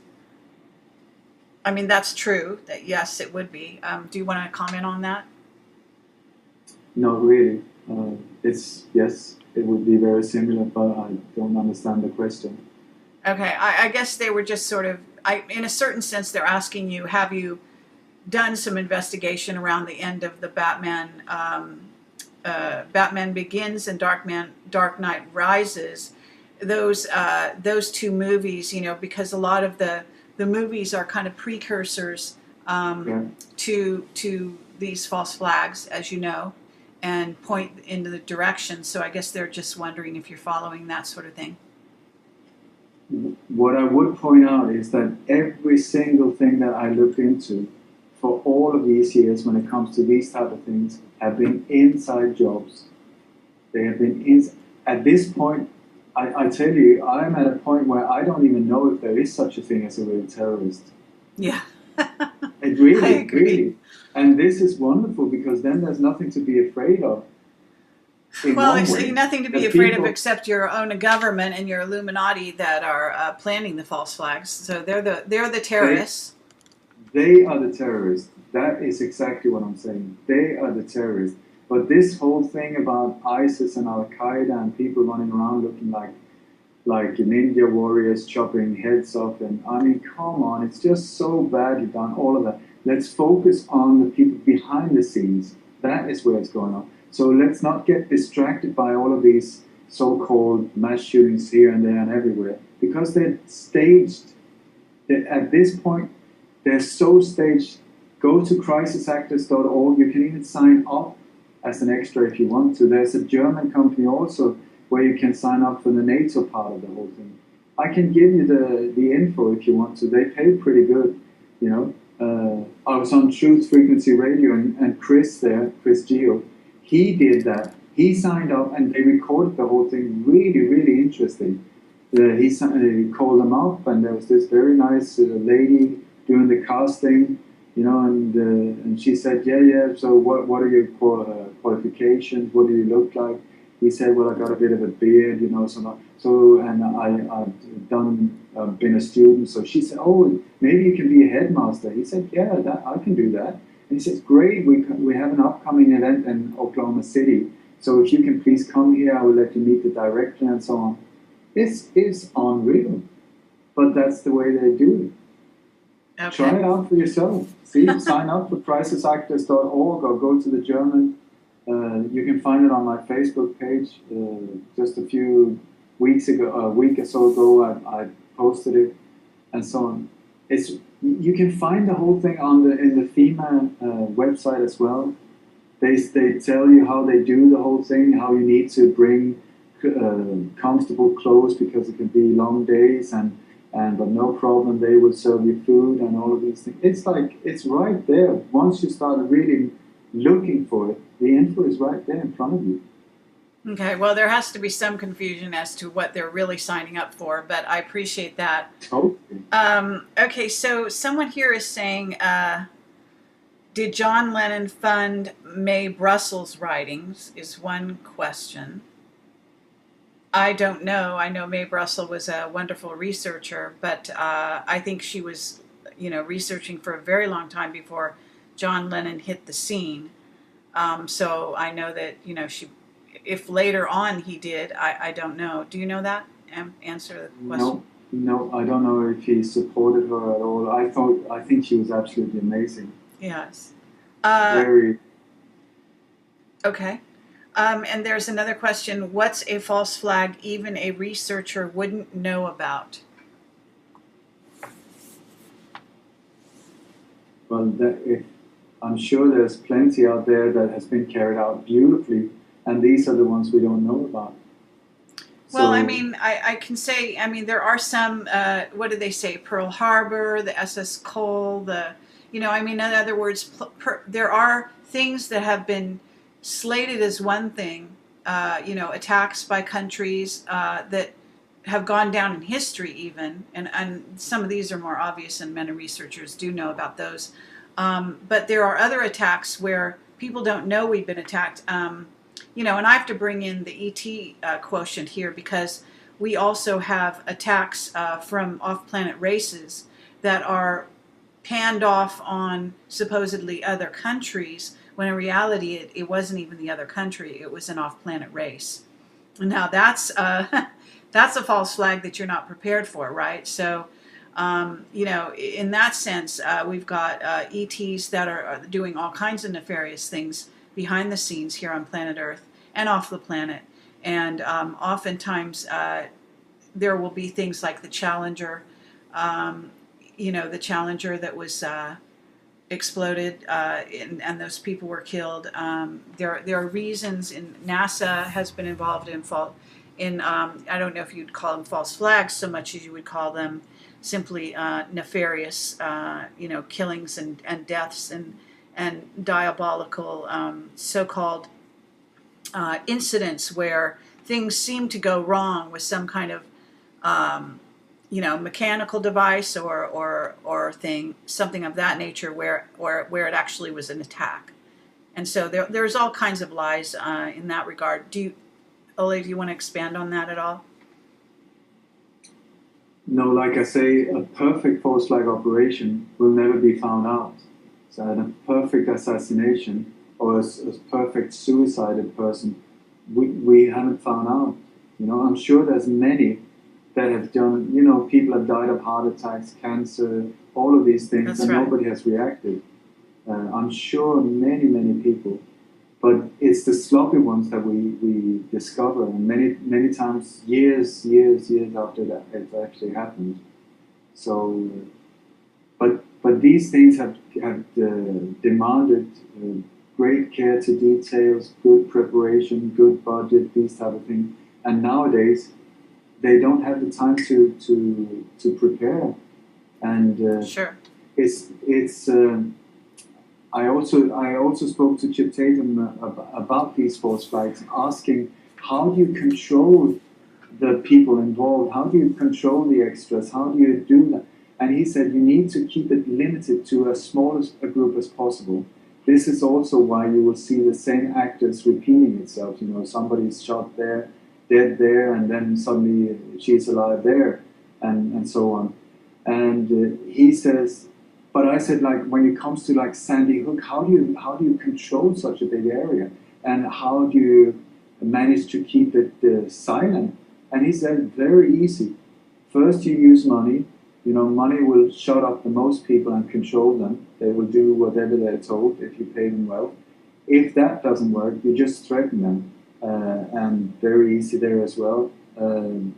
You kill their dog or you threaten their child. That will stop most people. And if not, you just kill one, and you do it in a way that the rest of them understands that, oops, I will be next if I don't. And he says, very easy, very easy. But when it comes to major ones like Sandy Hook, where so many people are involved, I have a theory there because if you remember, there's one man that I really admire. His name was Fletcher Prouty, Colonel Fletcher Prouty. He was the one that is called Mr. X in the JFK movie. He was working for the CIA and the military in Pentagon for many, many years. And one of the things he said once was that he was together with Alan Dulles in Greece, I think it was, and they were driving down the road. And Alan Dulles said, he pointed at this beautiful, like, tourist complex with lots of apartments with swimming pools and stuff. And he said, do you know what that is?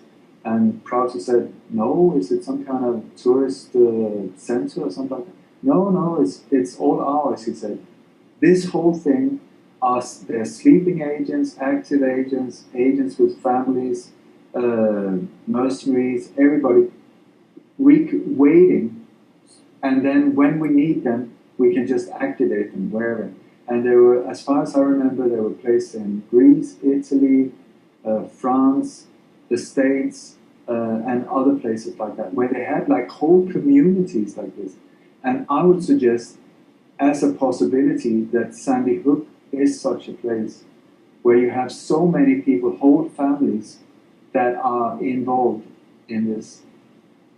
It's my theory. I don't know for sure, but it would explain a lot. Yeah, that's very interesting. And that's a different take on it, and might bear some investigation. It sounds quite interesting as a theory. I just want to say also that anyone that still believes in the Sandy Hook shooting, please go to the FBI's own website, check out homicides for the year it happened. You go down to Newport and you will see that's where Sandy Hook is underneath. There's like 2 homicides that year. And how many children were officially killed doesn't make sense. Yeah. It's even on their own website, you can find it. It's it boggles the mind. It's completely bizarre. Let's see. Do you think that supposed pictures of George W. Bush, H.W. Bush, and Ed Lansdale in Dealey Plaza are accurate?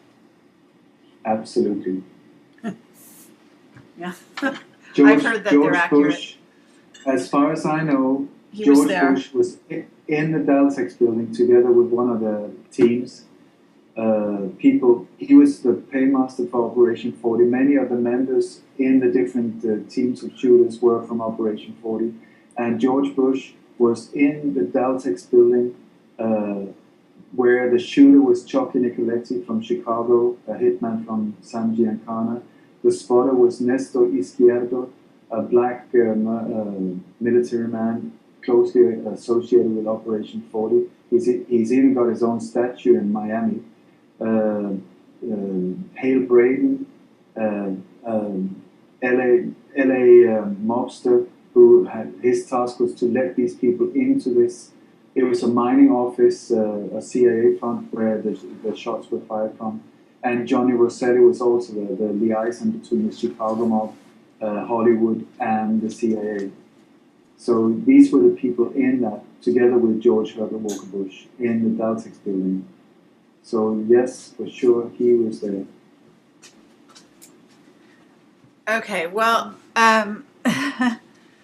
let's see. Well, I guess we're at the end of the questions. I'm looking. Yeah, that's about it. So can I just say? Yeah. The question was also about Lansdale. Yes. And he's the guy that walks and meets the 3 so-called tramps. He has been identified among other people by Fletcher Crowley, who worked together with him for many years. So yes, and he was also part of the people that planned the killing of JFK. So very central in the assassination, yes. Okay. Very, very interesting. Anyone that is interested in the JFK assassination and these connection with other things can go to an article I wrote on Veterans Today about this thing as well. Just make a search for my name and it will come up. Okay. By the way, did you happen to, recently I interviewed Robert Morningstar, who is somebody who has investigated the JFK assassination for many years and has quite a bit of good information. I had him on my show just actually last week, I think it was. I urge you to watch that interview because he does talk about some new theories that he has about some of their plans along those lines. Well, I would be very interested to hear your reaction to what he is saying. So I would love to. If you get a moment, I'll send you the link, and if you can get back to me, then we can also post some of your comments in that regard. He's talking about Officer Tippit and a facial resemblance to JFK and some planning that may have taken place ahead of time in that regard. So it's quite interesting. You might find it quite interesting. So all right. Well, Ole, I want to thank you very much for coming on the show. It's been great to talk to you as always, and I know the listeners have enjoyed it, and there'll be more listeners going forward on YouTube once we post this sometime tomorrow, probably. So, so thank you. Are there any last comments you want to make? The only comment I want to make is 2015 is going to be the year it all changes. So don't give up. Don't go into fear mode. This is where they want to. They want to control us by fear. I say, let's let go of fear. Fear is only in the mind. Dangers, there are such things as dangers, that dangers are real, but fear is only in the mind. Be aware of it.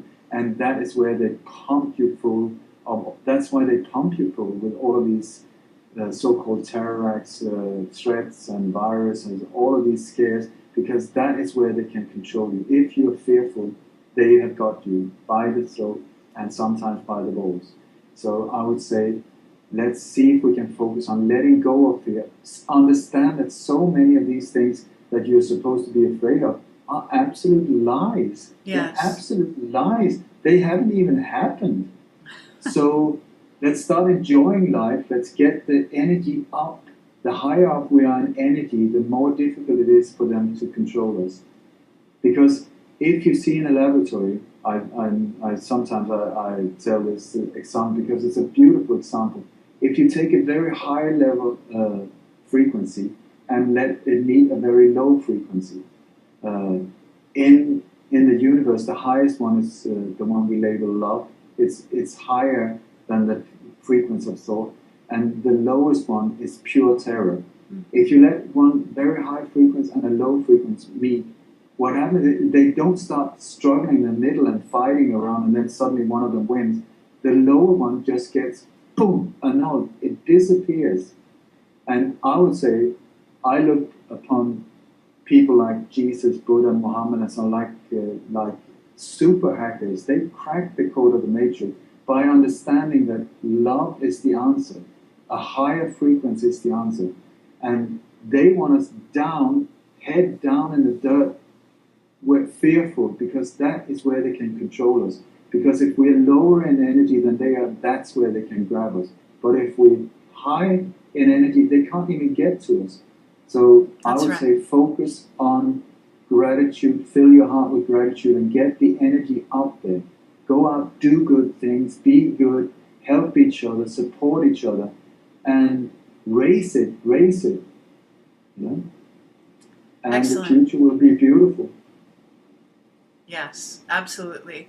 Okay, well, thank you so much, Ole, and we'll revisit you and talk to you again in the future. And if we can connect with you in Barcelona, that would be awesome. And so take care, and please keep us keep us apprised of your things that go on. If you make some progress with your books, I'm always happy to make them available to people on my website, etc. So let's do that, okay? That's very kind of you, Carrie. Very appreciated. Thank you so much. Okay. All right. Thanks, everyone, for listening, and have a great night.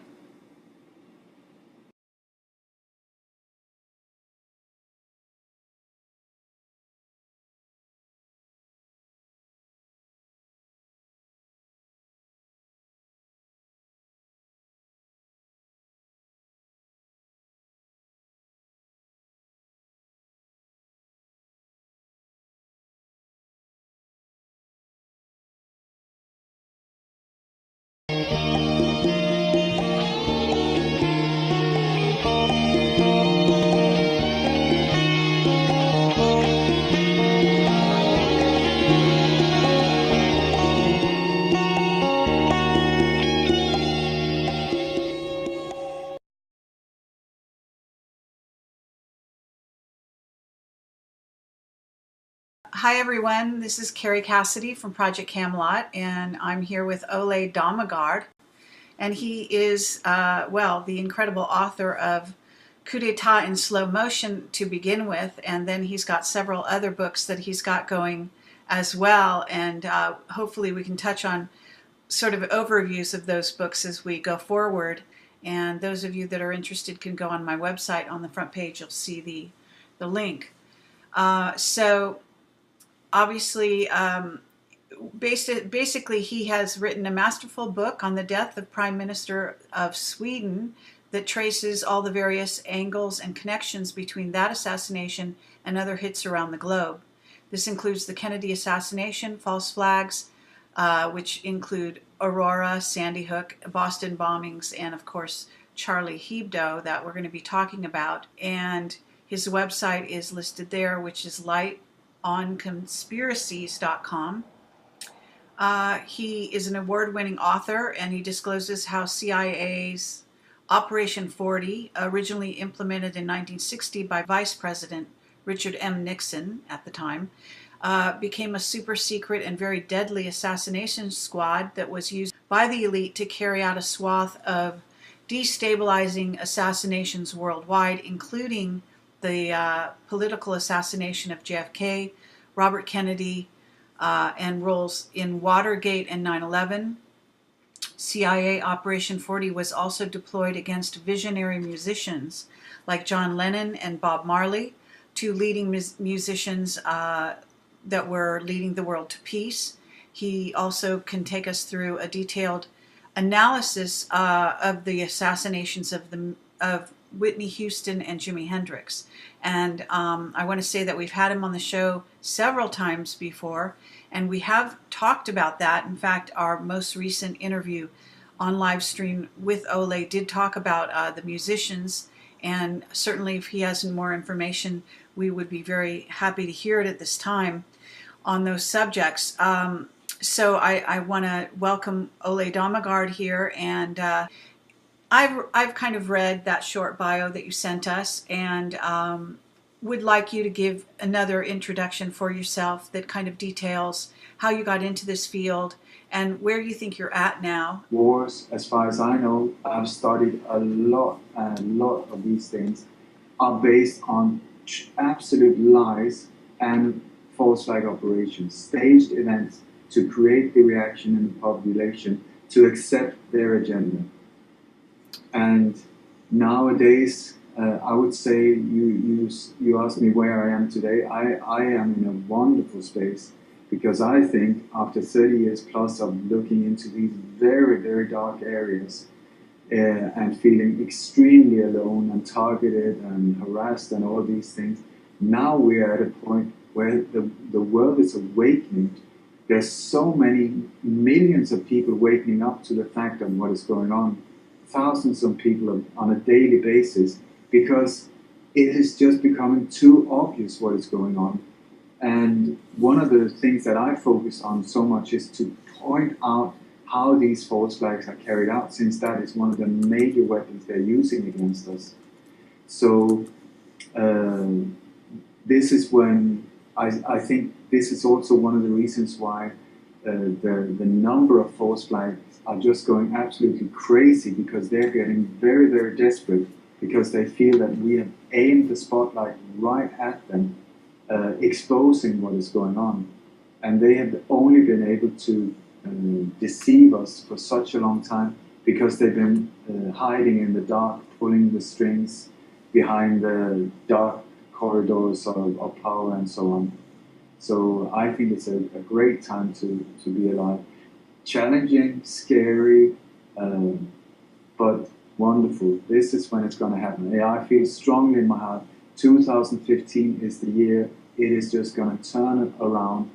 We're going to transcend this obstacle, and the future, it will then be up to us and to see if we can handle this in a beautiful and the way we're supposed to be, like how we're supposed to live as humankind, side by side, see if we can help each other lift the world to where it's supposed to be instead of being totally harassed and plundered by a small, tiny little group that claims to be extremely powerful through media that they so control to such a great extent.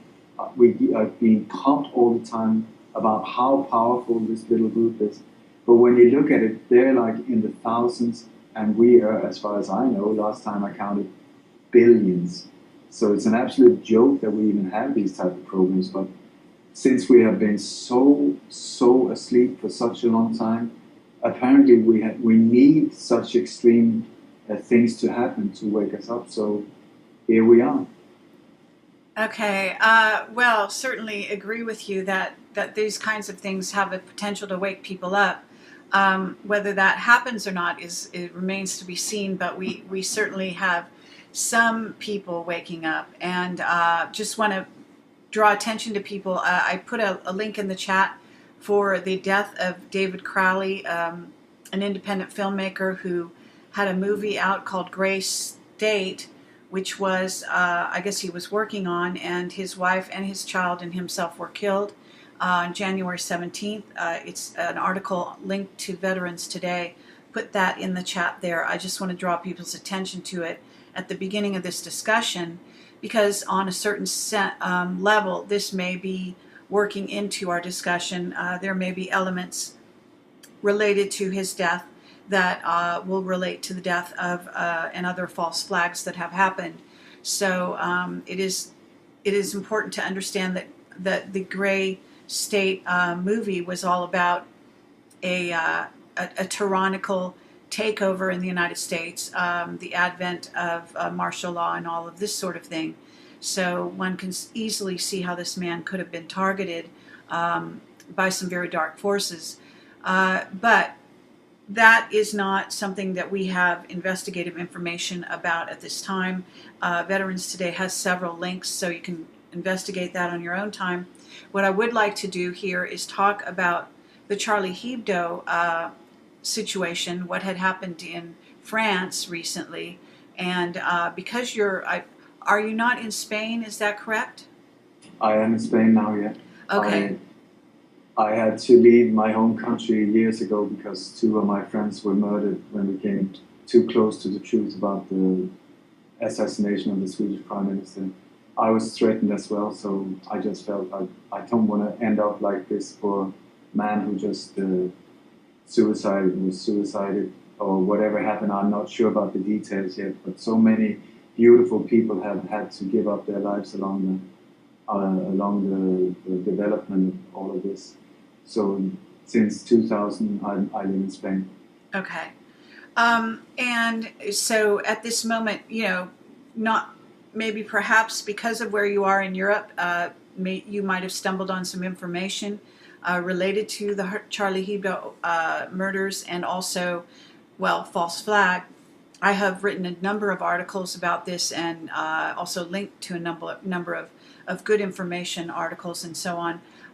Now this is a bit of time down the road, but it appears that it probably won't be the last of this type of event that we're seeing now.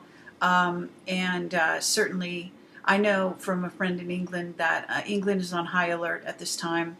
This gives them an excuse to raise the the alert level, as they call it.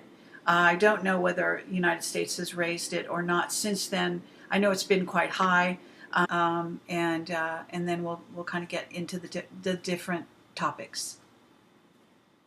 Well, thank you so much for having me back on the show.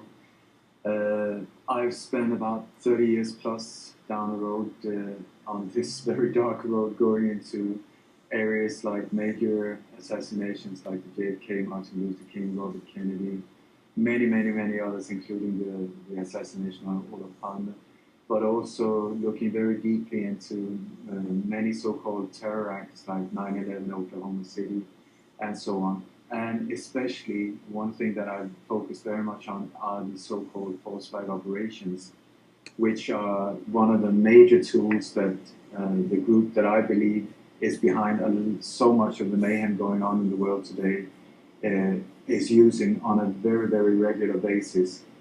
And this tool is used according to an old Roman tactic called problem, reaction, solution. They have a very dark and violent, for us, very dark agenda, and an agenda that we would not accept if it is not that there is a need for it for our protection. So what they do is they secretly create a problem, like a mass shooting, like a terror bomb, like a horrible virus or a financial disaster or something like that. They secretly create it to get the reaction population, and the reaction they want from us is an emotional, like, oh my God, something needs to be done, please protect us. And the reason why they want an emotional one is that then we don't think, we just react. That's what they want. And then they will come like the knight on the white horse in armor, with their solution, saving us from the problem. But us not being aware that it's actually them who created the problem. So this is a problem, reaction, solution. And one of the ways they do this, and the way that they push forward this very brutal agenda, is through these false flag operations. And a false flag operation is actually, it's an old naval term in the old days, where if a big a country like England or France or Holland or something like that wanted to attack a small innocent country, they couldn't just do it. So they needed a reason for it. So what they did was they took one of their own ships, put the enemy flag on that ship, then attacked themselves, blamed it on the so-called enemy, and then used that as a reason to just hammer, rape, and slaughter that country. And if you look through history, this has been used on such an incredible rate. I mean, all the major... having a high alert level, as you may know, allows them to circumvent any laws that might be in place that safeguard human rights. So there is a motivation to continue with false flags and violent occurrences, so that they have an excuse to keep the alert level high. So that's worth noting. But do you have any background information regarding the Charlie Hebdo false flag? Would it be okay if I just go through the details? Sure. that shows it? Because I believe that it's very important when you come to a crime scene that you come with an open mind, that you haven't sort of predetermined opinions, or just, it's so easy to just throw out, yeah, it's a stage event, oh, it's a false flag, Sure. it's like that. I think it's so important to build things on facts and so on. So I always come to a crime scene and just try to dissect it, really go into the details and see what really happened, what was the witnesses saying, were there any inconsistencies, could this be, and so on.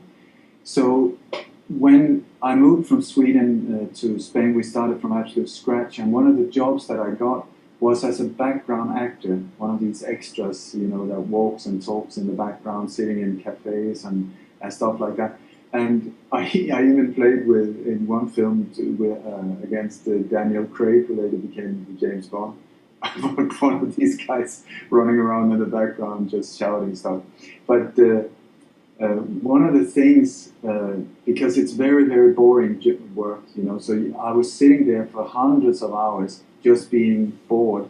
And during that time, what I did was I just tried to learn about the film business, you know. So I looked very much into how they set the whole thing up with lighting, you know, what vehicles are needed, how they do the extras, all of these things, just because I thought it was interesting. And it's become very, very useful now with these false flag operations, because when they do them, they carry them out exactly the same way as if you were shooting a commercial, or if it was, you know, like you're going to shoot something for chewing gums or a new soda pop or whatever. So when I look at things like this, I look for the signs of these things. And when you look at this thing, it has all the signs of a staged event. When you do a film shoot in a city, what normally happens is that the people in the production company goes to the local authorities, get permission to film in a certain area, and what they do is they close off the street because they need total control over background, everything.